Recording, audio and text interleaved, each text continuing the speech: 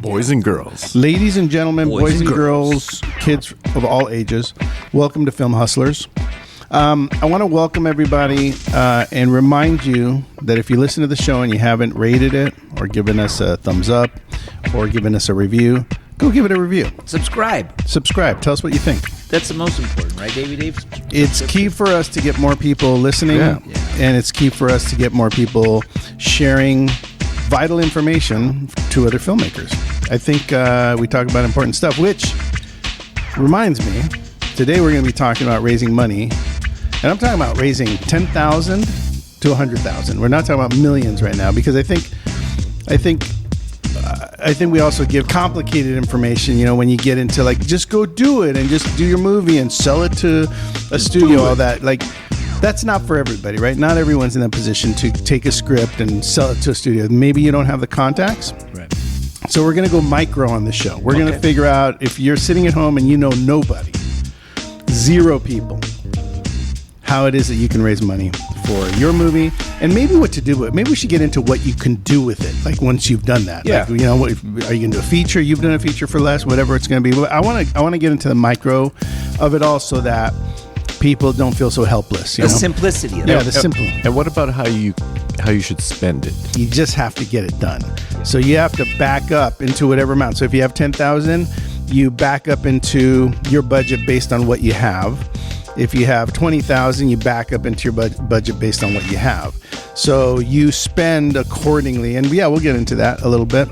Well, how do you feel, Roberts, about say you raise $5,000 and your budget's 10? Do you start shooting at 5 and try to keep raising, or do you say, okay, I'm backing into 5? I want to preface the show by saying we don't know anything, and we know what we know, right? We know from what we've done. Yeah. But there's no right or wrong way. Right. There's a bunch of people that can come on the show and go like, that's not how you do it, right? But we've done it at 5,000 to 15 million. Yeah. And there's lots of ways to do it. We're just going to tell you how it is that we've done it. You know how much this fool's raised? We were talking before the show, David. You know how much this fool's raised? Career-wise? Yeah. I'm going to go $8 million. Oh, 8 million? You go 8 million? 30 million plus. Yeah. It was a lot of money, and it adds up. You know, look, I'm not a young guy. But you know about raising money. When I was raising, I mean, I've spent a lot of time raising money. It's You're good at it. It's definitely one of my superpowers. I didn't know that for sure. I haven't always known that. Listen, my rent's coming up. What can we do? What can we do? Raise $2,000. Right? Yeah, but I do want to, right before we get started, I do want to say that Beautiful Darkness has been accepted now. And Beautiful Darkness, if you're just tuning in, is a movie that we developed here on the show. We raised the money for it here on the show, a little under $100,000, a little over 50. Let's say that better. A little closer to 50. Over that, we've submitted to about 40 festivals, maybe a little bit less, 38. We've gotten into 5. We're semifinalists in 3, total of 5. But of those 40, we're still waiting. So we've really tons we're waiting on. Yeah, we're waiting on tons. We haven't gotten into everything so far. No, we've gotten rejected. We've got a couple rejects here or there. But it's important to note, we did raise all the money on the show. So if you're listening and, something sounds interesting to you, you can go back. We've interviewed middlemen. We've raised money on the show. And I think, most of our titles say so. So if you want to learn about anything in particular, or you're working on something and you want to kind of go real time, figure out what we did and how we did it, just go back to one of the shows and push play, and it'll say what we did. But let's assume you're sitting with your friends, you're going to write a script. Really important to figure out how much money you think you're going to get. Now, it's doubly important to know if you have anyone around you that's going to be able to give you money, right? So when I started, I didn't know who I was going to raise money from. My first raise was $50,000. That's not the bad. The first amount of money I ever raised was $50,000. Yeah. And it was from one guy. And I didn't know this guy. I dated a girl who had a friend who said, I know a guy who really wants to get into movies, and he'd love to meet you, and he's Latino like you, and he's successful, and I think you guys should meet. We had lunch. He said, I'll fund you and your project, and that's how it started. So if you're sitting at home and you have no idea who to ask for money, first thing to figure out is how much money you're going to need. Yeah. Because you have to sound like you know what you're talking about. It's kind of like number one, right? Number one is you got to sound like, you know, if you're going to ask somebody for money, they need to know what you're going to use it for, and the excitement of your project, and how the budget's going to be laid out. So let's say you write a script and it's 7 pages. Let's say you want to do a short. Why do a short? Because a short, if you're nobody, or if you haven't done a whole lot of work, or if you're a beginner, if you want to show your directing ability or your writing ability, then the best thing to do is to do a short, because then you can get into festivals not knowing anybody, go to those festivals, meet a bunch of people of like minds. Maybe you meet someone that loves your project so much that they want to do a bigger project with you. Yeah. There's a lot to gain. I've got a great example like that right now is Angel Manuel Soto. He did all shorts. He directed all shorts, and now who's Angel Manuel he's Soto? the director for Blue Beetle. Did he direct that or write it? And so he ended up directing Blue Beetle. No kidding. All shorts up until this one, yeah. Oh, wow. He did all shorts, and then he did Blue Beetle? Yep. That's amazing. He was at the LAFC game the other day. Did you talk to him? Yeah, I did talk to him, yeah. Nice. Well, I mean, there you have it. That's the best example you can have. Like, the guy who did Blue Beetle did shorts. Get your short together. Now, it's really important to realize that you can't write a 25-page short and expect to make it for $5,000. You have to write a short that's in the vicinity of, of 5. I'd say 5 to 10 pages is pretty good, because you're going to want to direct about 2.5 pages a day, and let's say you want to shoot it over 2 weekends or a weekend. Yeah. And let's say you don't have a lot of experience, so you shouldn't, maybe people won't want to give you $100,000. So if you want to start with, let's say, 5,000 to 10,000, then I think your pool of people opens up to anybody you know. Yeah. Right? Yeah. Because if it's 5,000, then you can split that into 5, and you've got 1,000 a person. Yeah. You got yourself 5 people. If you want to split it up into 5 people for 10,000, then you've got 2,000 a person. Yep. If one person wants to take 4,000, then they take 2 slots. But realistically, let's just assume that you have 5 slots. Now, whatever amount of money you want to add to those slots is how you do it. So let's say you're raising 10. Each slot of the 5 is $2,000. Yeah. So now when you talk to people, you say, I'm putting up 50% of the profit of the movie. And any future profit, by the way. Yeah.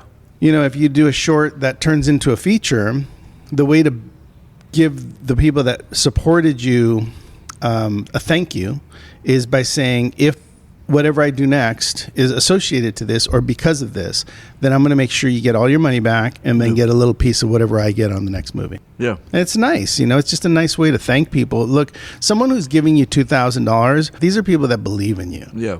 So you take their money, you give them a little contract that says you're part of this movie. I'm going to give you an executive producer credit. I'm going to give you a co-executive producer credit, whatever you want to do.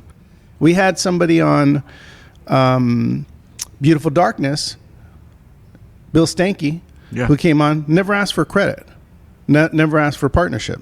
Wow. Oh, that's right. Yeah. Right? We just asked him to be part of it, and if he would support, he said yes. Yeah. He came in, said, I'll do 5,000 like you guys.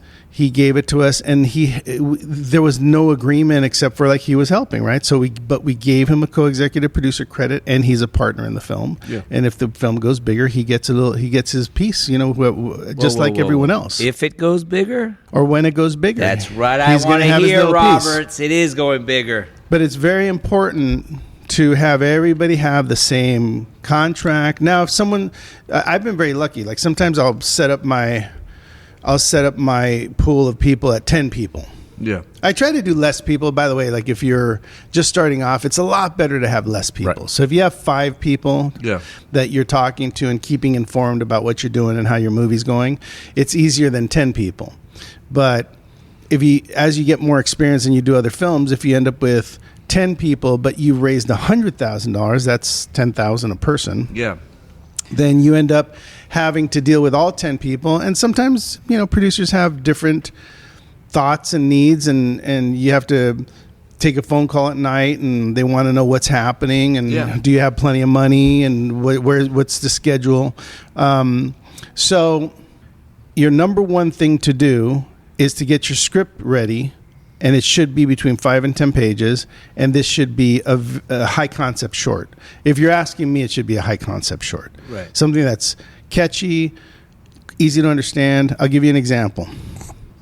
A guy, scientist, extracts DNA from a dinosaur bone and creates a dinosaur, then creates a zoo for dinosaurs, and then the dinosaurs get out. Now, if I was doing that short, which is a very complicated short to do, but if I was doing that short, it's a very easy short to explain to an investor. Yeah. An investor is going to say, "Ooh, okay. Oh, so he's going to extract DNA. He's going to make a dinosaur. Yeah. And then it's going to be at the zoo, and then things are going to go crazy. Yeah, that's it." So that's a good example of something that totally works. Yeah.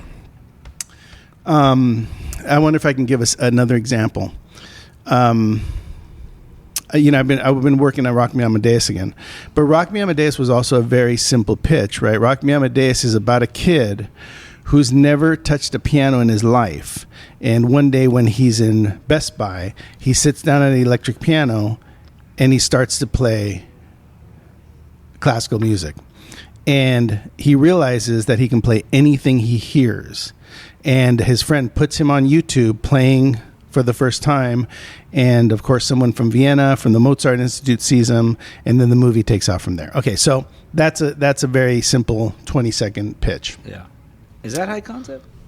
It's totally high concept because it's actually fantasy, a fantasy high concept. Yeah. Because it's not possible, right? Well, no, and that's not true. That's not true. It is possible. It's not. Well, the movie is about a kid who's never ever touched a piano before, and all of a sudden plays classical music. That's hard to believe. Yeah, but I think we talked about this. Remember, I told you about the guy who got the head injury, and it was a seizure. Yeah. Did you hear about this, David? Yeah. Yeah, and he would play, but he had no control over it. So once the seizure ended, he couldn't play. Exactly. Right. So there are people that have past life regressions. Yeah. That remember playing or remember living in a certain time that they weren't part of. They hit their head. They speak a different language. Yeah, people like Stevie Wonder who are blind and play and compose music and do the whole thing. But Mozart, when he was 4 years old, was doing concertos and doing a lot of stuff. Was he really? Yeah, he was composing for the king. In fact, when he was At four? Yeah, when he was 4 years old, the king sent somebody to examine this kid. Like, why is he so great? Why could he compose concertos at such a young age? 4-year-olds could hardly talk. Right. So they went to spend some time with him, and they came out of that meeting saying, like, he's the most extraordinary human being that's ever lived. And he was 4. And you got to change his diaper, please. Yeah. and you got to get him some fishies. But yeah. So come up with a concept that creates conversation. Yeah. That's got an exciting sort of thing going to it. Like, I saw a short the other day. I'm going to keep harping on this because it's important. I saw a short the other day. It was really well done. In this movie, it was about a killer Tesla. So the guy gets in his brand new Tesla. He's very happy to be in it. The point is that in the story, it all takes place within a Tesla, inside a Tesla. So there's no other locations. Oh, wow. Could end up doing something like that contains you and gives you a very clever sort of thing. I also saw this commercial. I want to keep giving ideas that are very simple, but I also saw this commercial. It was on YouTube. You guys may have seen it, about the guy that goes to CVS. It's early in the morning. He's hungover. He goes to buy some stuff. And you know how when you go to self-checkout, it asks you questions? Yeah. I stay away from that thing. He goes to self-checkout and he's like, and it's going like, hey, do you want to donate $1 for kids in Botswana or whatever? And he's like, no. And the computer's like, well, are you sure you don't want to donate? Is it because you're cheap and you don't want to help little kids that are dying? And then it gets to the point where the computer's asking questions that he can't win, like whether he says yes or no. Yeah. He's still losing, right? So then he's got to start over. It's a very funny sort of moment, but it's also, it's today and it's interesting and it's AI and it's computers having like a mind and that took place at a kiosk where they had the computer and the screen and the guy, and that was it, right? Yeah. So you can do things. I guess my point is you can do things that are simple. If you have a big idea and you don't know how you're going to be able to produce it for $5,000 to $10,000, then maybe you go with a different idea that's clever, interesting, and self-contained, because then you can get noticed, right? If other people, like I just did, I just talked about 2 shorts that I saw. Phone booth. Phone booth, yeah. So Steven Spielberg made a movie back in the day when he was in college called Duel, which was about a truck. But one of those trucks, what are those transporter trucks that transports food and different things like that? And this other guy's on the road in just his regular car. I think he upsets or flips off the truck because it's driving too slow or something. But then the truck goes after him, but he can't see who's in it. Yeah. And it becomes like a chase. And basically, it's kill or be killed eventually, right? Yeah. And he can't get away from this truck, and it's called Duel. Yeah. And it's amazing. There's one actor. And there's the road, the open road, like going towards Death Valley or going towards Vegas, Yeah. So, but that's also like Steven Spielberg knew his first film was called Firelight, which was a little light that was flying around. And then I can't even remember. I've never seen it, but I've always heard about it. He did it when he was a little kid. Right. He figured out how to do an effect of a light, and he turned it into like some sort of alien, and it was this little kid that was chasing around this light, and it was called Firelight, and apparently it was really well done. Wow. But again, even Steven Spielberg, the great director, writer, producer that he is, did really simple ideas that were clever and relied more on his innovation as a creative person. Clearly he had to be very smart about how he shot him, but he had to figure out, how do I do something simple and still get noticed for my work? And he figured out how to do that. So you can do it too. If you decide you're going to raise $5,000, and we'll get into how you're going to spend that, then make your story simple, clever, fun. We could think of one right now. Let's do it just as an example. But like, let's say a guy, the car breaks down and he decides to call AAA, and he doesn't want to sit in his car because it's hot, so he gets out and he sits at a bus stop, and all of a sudden he feels a vibration, and he looks down and there's a phone near his foot, and he picks it up and he opens it, and he answers it, hello, and someone says, do not put this phone down. You could do something super simple and then create your story based on a situation that's simple. Tom Hardy movie was called Locked. That's an example. There's a Tom Hardy movie called Locked, but and he's in the car the whole time, and he tells the story, which goes against everything they try to tell you, like show don't tell. He's on a phone talking to his wife, his kids, his lover, his girlfriend, like, you know what I mean? Yeah. His job, like he leaves his job and he's driving home, and it all takes place in the car. The whole movie. Look, if you're sitting at home and you're thinking, which one do I want to do? There are so many things that you can do. If you want to do a movie that's driven by your actor, like let's say you're a writer or director, and you're sitting at home thinking, I'm going to raise money, and I know my best friend or the guy I know from my class or the guy who lives down the street or my uncle or whatever who's this great actor. Because by the way, there are magic people living amongst you, that are great actors that they don't know it. Maybe you don't. Maybe you start to notice like some talent in somebody.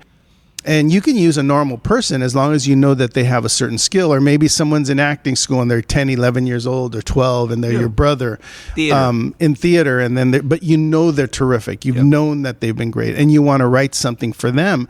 Then you're ahead of it. Now you've got a piece of talent that you're saying, like, I want to discover this person. I want to give them a spotlight, and that it's going to make you look good. That's what we do as producers. That's what you do as a director. That's what you do as a director creator. Yeah. You look for the talent around you, and then you put them in your movies, and then other people go like, "Oh my God, that's amazing! Like this guy's amazing." I mean, there's been lots of people in movies that Scorsese does that all the time. Like Scorsese had his parents in, and they were good. They're really good.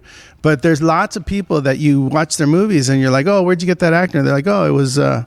Frances McDormand did a movie that she was nominated for Academy Award, and the entire movie she was the only actress. Everyone else was people from the town. Really? That had never acted before. It's called Nomad. Yeah. Great film. Maury from Goodfellas. Maury, he was great in that. He was Robert De Niro's landlord, and he wanted to be an actor. Yeah. And he pestered him, and he said okay, and he got him into Goodfellas. So nice. Clearly it's possible that you have the elements around you.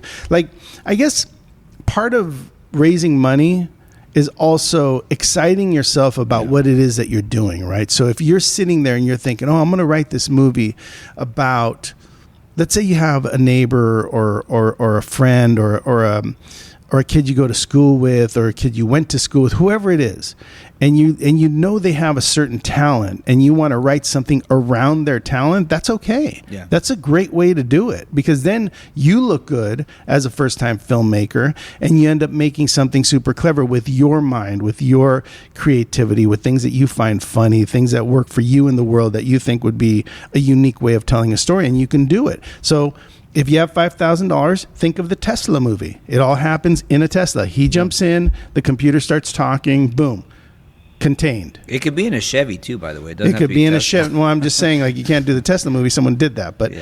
but if you look at that model, Yeah.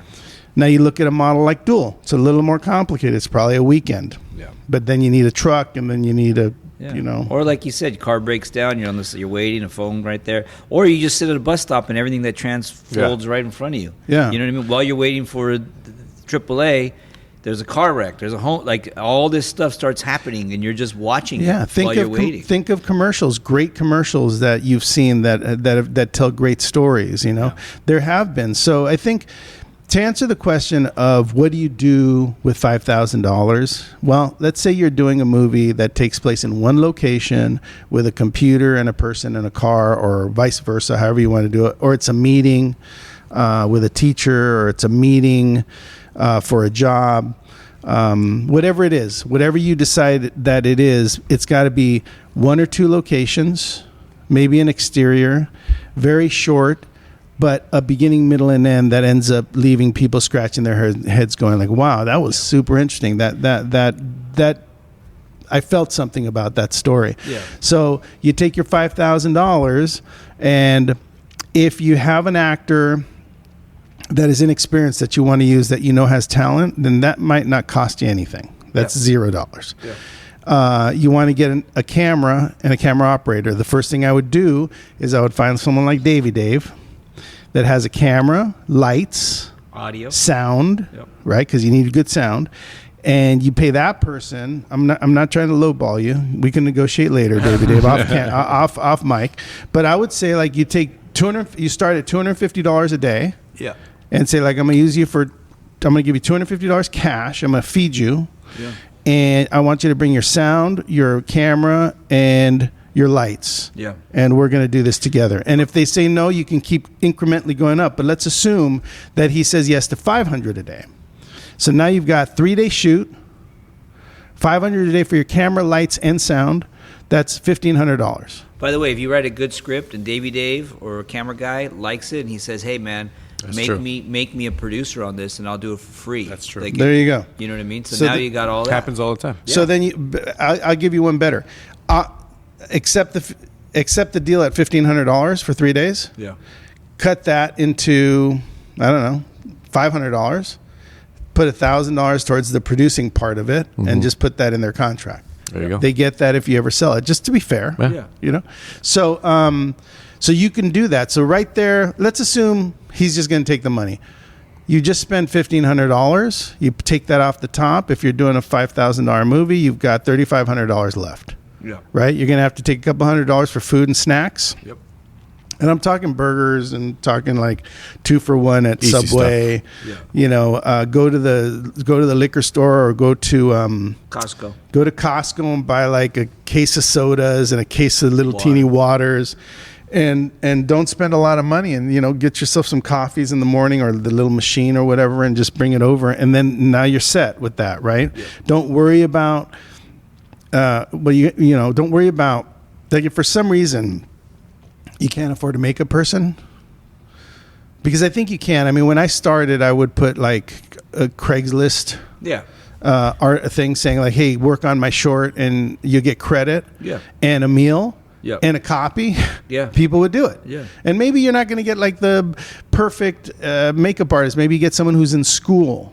Yeah. You know, and they're going to get some experience. You're going to get someone who's going to, like, make sure your actor's not shiny. I would save the rest of your money for your editor, because you're going to need to pay an editor, and maybe you do a student editor, or if you can learn how to edit yourself, you can do it on a Final Cut or what? Do you iMovie? iMovie, yeah. I've cut things. I've cut trailers on iMovie. I could do, you could do iMovie. But most important, you need good music. And you know where you could find good music, Roberts? Extrememusic.com. That's true. So, I didn't mean to cut your roll. No, right there. I think you're right. If That's important. Yeah. So if you're writing all this down, you could like get everything together. You don't need an AD.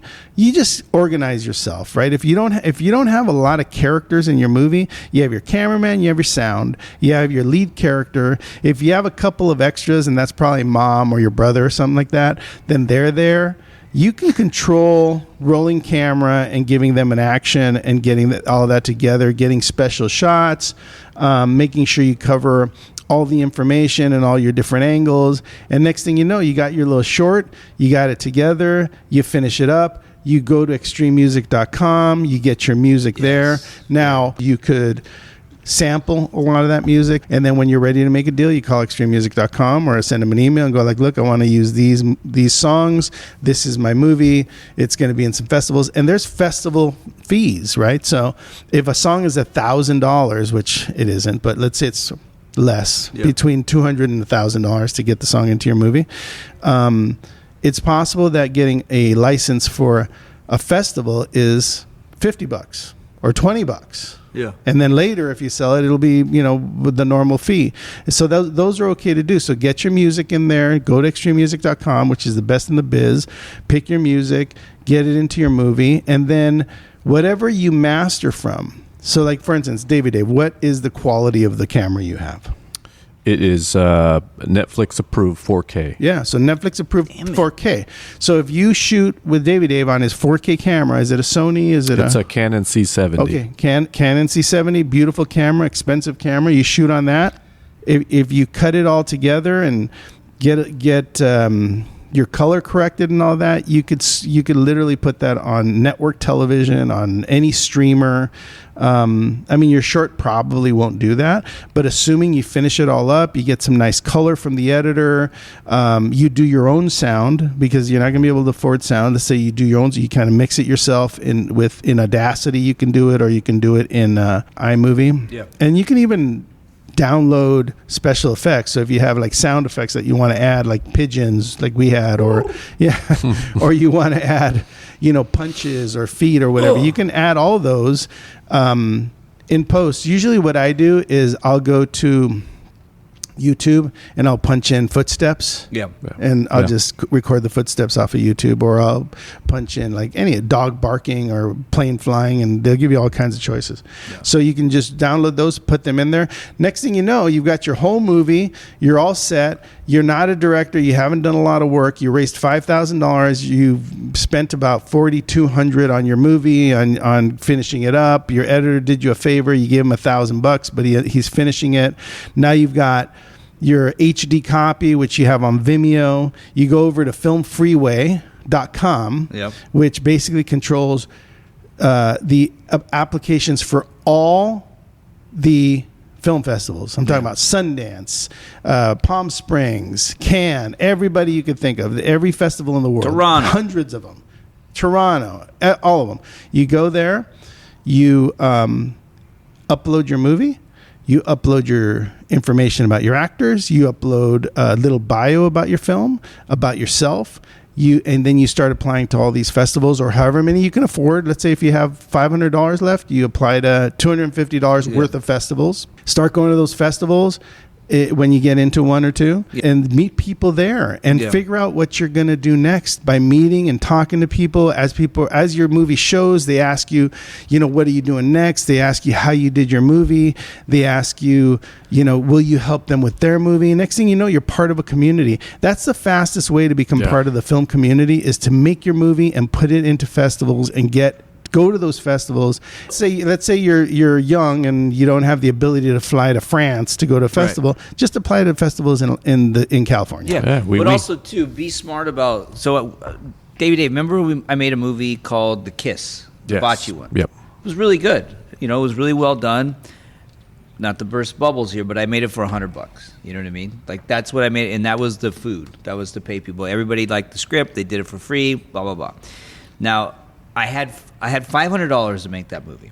Carissa Thompson hooked me up. I used $100 to shoot it, and I had $400 left. Now what I did was really stupid, because it was a comedy. It was good. It wasn't great. You know. So what do you think I submitted to? Cannes, Toronto. So I went to all the big, and it doesn't fit, right? Right. It was a stupid move. Lesson learned. You got to know what you have and where to submit it. Get in where you fit in. Get in where you fit in. Go to the festivals that are newer, that are looking for, first-time filmmakers or films that, that aren't going to be necessarily super competitive, but you can get in. And you'll get accepted, and the festival's 2 years old, 3 years old. You have a better shot than saying, I'm going to submit this $100 film to Sundance. Yeah, it's kind of stupid. Exactly. Right? If you're Latino, there's Latino festivals just focusing on Latino type stuff, or Asian, or whatever. If you Do the research. Yeah, because you could get into easier stuff. The Humboldt film festival. I'm not saying that they accept everyone, but I am saying what you're saying, which is you can get into these festivals because they want you. They want to see experimental films. They want to see you trying. They want to see you being a first-time filmmaker, going out and making stuff. Now, you may be the next Tarantino. You may have the ability to find that talented person. You may have been at dinner with your uncle for years going like, man, he should be an actor. You're so funny. You're so hilarious. Like, use that, and showcase your talent to see talent and to find talent.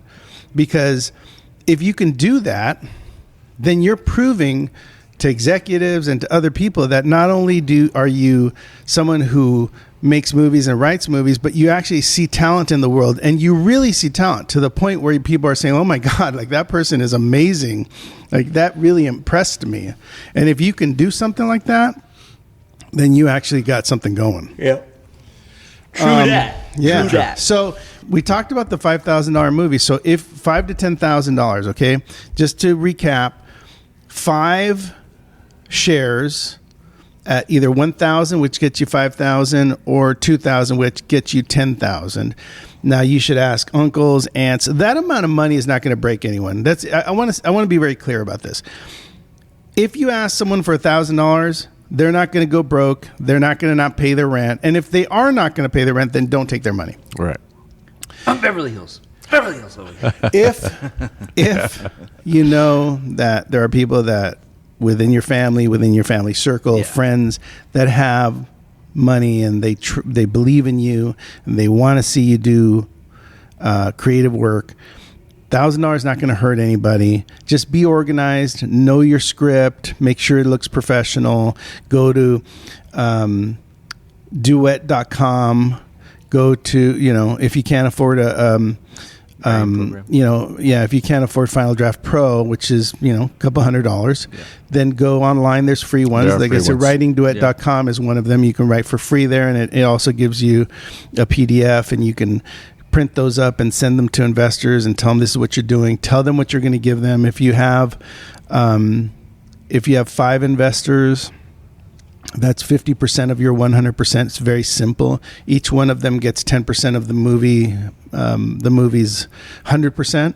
You get 50, and you can give some of that to your actor if you want to. Give some of that to your cameraman. Whoever you want to give little percentages to, you can do that.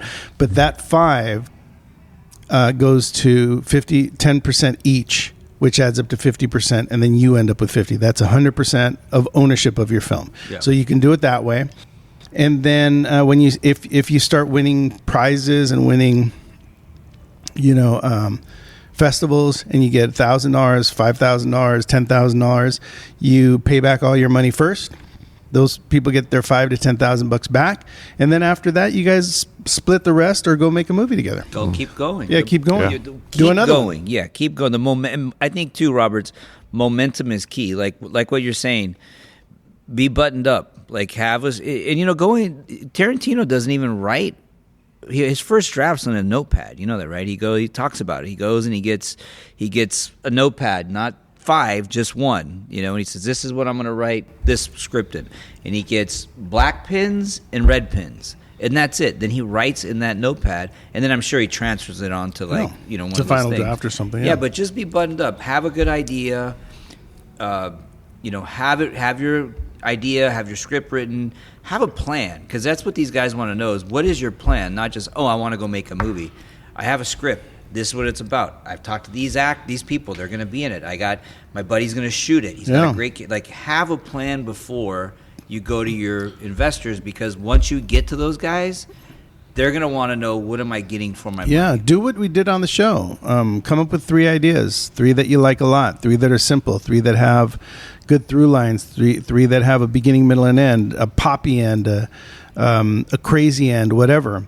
And then, cliffhanger, and then present those 3 ideas to at least one investor. And once you get one person invested in one of the ideas, then take that idea and keep going to the rest of them. But I would say, decide on 5 investors and go to people that you trust, and don't be afraid to ask. You just have to start asking, and someone's going to say yes. And don't be bummed when they say no. Not everyone wants to give you money. That's a fact. It's a bummer, but it's true. Like, you're going to ask people, and they're going to say, like, oh my God, no, I got this thing, and this is coming, and my sciatica is acting up, and I got to get pills for my grandma. Like, it's always going to be something. It's not and, personal. and those people you want to be like, oh my God, okay, I don't want your money. I want you to take care of your stuff. And then you're going to have people that just won the lottery, or you're going to have people that just got like a IRS check, back from the government, that they got they got $20,000 back from the government. They want to slide you $1,000 for your movie. Do the work. Get out there, get your film done, get it into festivals, get noticed, and you'll be amazed at how your world starts opening up, with people going like, wow, you were really good, or wow, that was really good. How did you come up with that? How did you decide to do that? Where'd you find that actor? How was that location done? How did you do that with the computer? Like, whatever it is, just be creative, have an imagination, and get your stuff out there and meet people. You'll do great. You'll realize that the world's magical, and there's a lot of stuff to do out there. True that. Next time we'll talk about maybe the $100,000 movie. Yeah. We'll get into bigger amounts, but for anybody who needed to hear this was a good way to start. Don't be scared. If you're a little nervous about it, this was a good way to get information about how to do it small. Okay, Go for it. If you have any questions, go ahead and DM us. Slide in the DM, and subscribe. Yeah, tell a friend. We need to get some peeps out here. Thanks for listening. We'll catch you next time on Film Hustlers. That was a good show. I like that. That's good.